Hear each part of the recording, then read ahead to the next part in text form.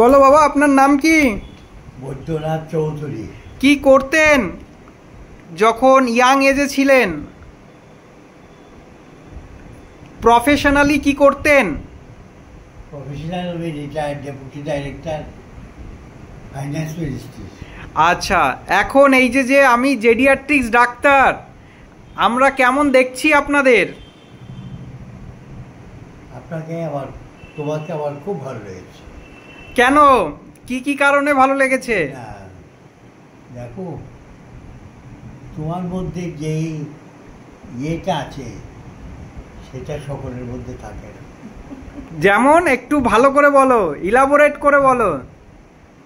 তুমি আপন করে নিতে পারো যে কোনো লোককে। আর এমনি ট্রিটমেন্ট কেমন করছি?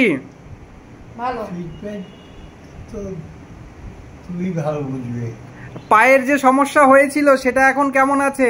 ভালো আছে, বলো ভালো। এখন কোমরে ব্যথা আছে, ওটার আজকে ওষুধ দিয়ে দিয়েছি। তাহলে এই যে জেডিয়াট্রিক্স ডাক্তার, আমি বয়স্কদের স্পেশালিস্ট ডাক্তার তৈরি হলাম, এই রকম ডাক্তার দেশে আরও দরকার। তো সেই সম্পর্কে একটু বলো। বয়স্কদের তো দেখার কেউ নেই, সবাই তো দেখছে হয় পেডিয়াট্রিক্স বাচ্চাদের দেখছে, নয়তো জেনারেল মেডিসিন ইয়াং এজের দেখছে। বলো, আমাদের যেরকম দেখবেল করছো, এইরকম আমাদের মতো লোক, বয়স্ক লোক ঘরে ঘরে দেখো, এইটা বলো। জেডিয়াট্রিক্স বয়স্ক পেশেন্টের কথা তো ভাবা উচিত।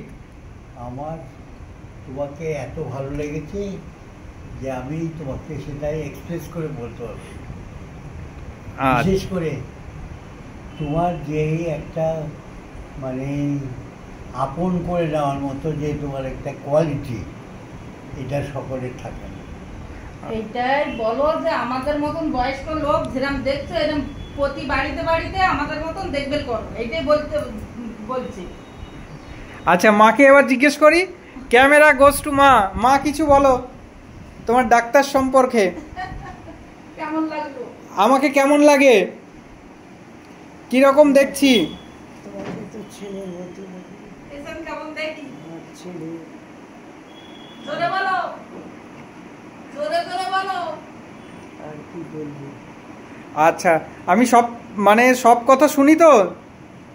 সব কথা শোনো, সব ইয়ে করো, আমার ছেলেদের সঙ্গে কথা বলছো, আর এর বেশি